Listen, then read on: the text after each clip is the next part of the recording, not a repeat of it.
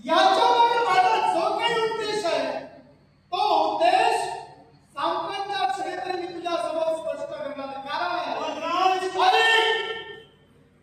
याच्यावरचा उद्देश स्पष्ट करणार असं म्हणायला त्याला सुद्धा कारण आहे. काही गोष्टीला काळ वेळ मर्यादा एक ठरलेली असते आणि त्या मर्यादेपर्यंत हा पात्राच आपल्या जीवनात केव्हाही करणार नाही. पण त्याचबरोबर मनात आमच्या सुद्धा संग्राम निर्माण झालेला आहे. सावली दरबारातून येणं झालं कारण भावाला घटनेसाठी आम्हा पांडवांना तुम्ही शरण आला. याला नेमकं कारण काय? एकच का तुमचा अश्व आम्ही पकडला, पत्रिका वाचली आणि साखर वर्तमान आईला कथित करण्यासाठी गेलो. साखर वर्तमान आईला कथित केलं त्यावेळी आईच्या मुखातून शब्द बाहेर पडले. त्यांचा हा अश्वमेध यज्ञ आहे, हा हरिमेध यज्ञ आहे, तो यज्ञ तुझाच यज्ञ आहे म्हणजे माझा असे शब्द माझ्या आईच्या मुखातून बाहेर पडले. त्यावेळी सहजच माझ्या मातेच्या मुखातून शब्द बाहेर पडले. ते शब्द आम्हाला केवळ कृष्णचिन्हाप्रमाणे वाटू लागले. त्यावेळी आम्ही सहजच आईला विचारलं, हा यज्ञ आमचा तो कसा? त्यावेळी माझ्या आईने या गोष्टीची फोड केली आणि कथित केलं की पाठवणारा जे बीज वेगळं आहे त्याला या धर्म कार्यात सहकार्य करणं गरजेचं आहे. म्हणून करभार खंडणीचा पुत्र याला शरण गेले. करभार खंडणीचा एक पुत्र आपल्याला शरण आला. मग आता माझ्या एका प्रश्नाचं उत्तर हे बबलूबा, मी तुझा पिता आहे हे तुला निर्भर करा. आईला कथित केलं त्यावेळी अश्वबंधन केलं तर एवढी वर्ष काय केलं ते आईला माहिती आहे त्याचं शब्द काम मान्य आहे.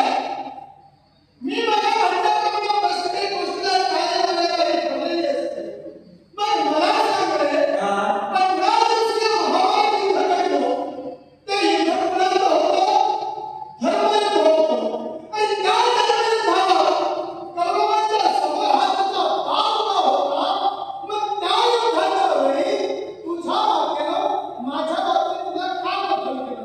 हे जर का अनेक गावामध्ये मागवून गेला आईला भेटल्यानंतर तो जर का तुम्ही अगोदर याच्यावर भेटायला आला असता तर आईने बघितलेलं बाळ हे नाव आहे पण भविष्याच्या वरात बरोबर हे सामाव आहे हे मी जाणू शकत नाही. या जगाची त्याच्यानंतर जीवन करायला आईपर्यंत गेलो जरूर विचाराने आजच मला का सांगितलं कारण प्रत्येक वेळी आईला मी म्हणालो हो आई सांग माझा बाप कोण? आईने मला एकच केलं वेळ एका जागेवर उत्तर दे.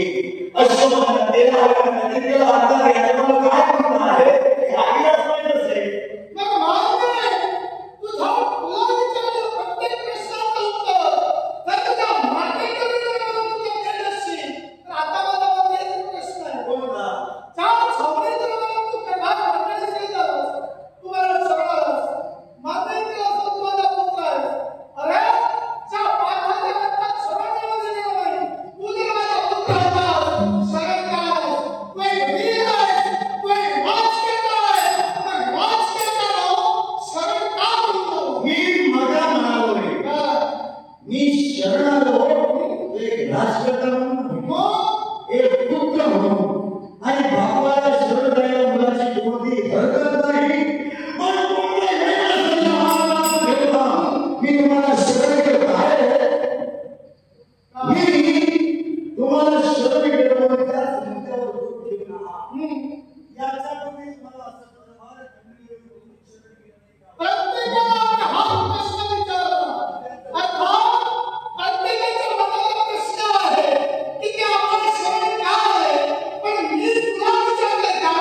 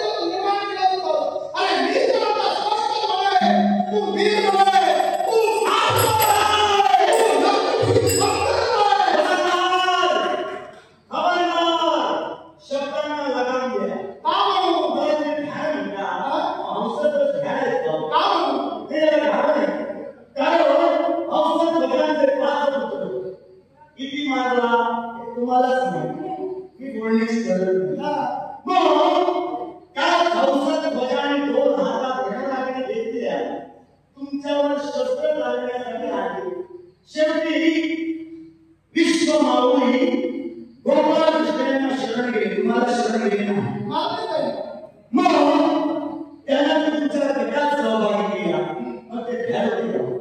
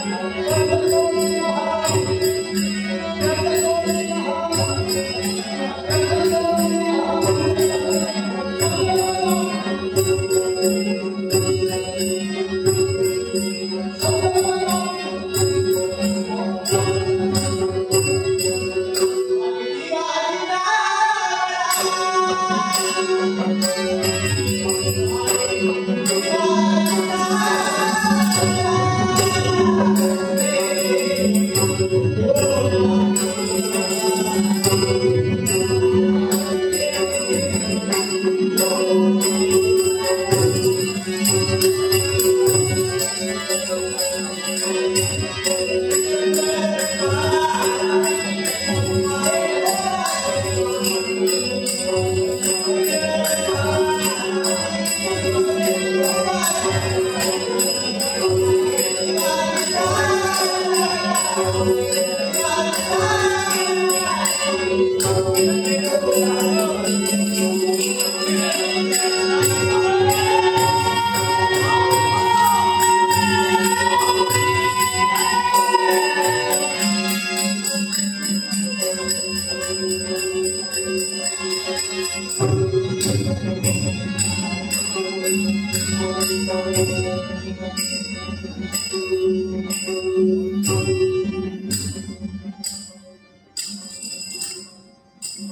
मारे बाबराज ऐकले असतात जीवित राहिला असतात पण केवळ तुझ्या पायात पाखा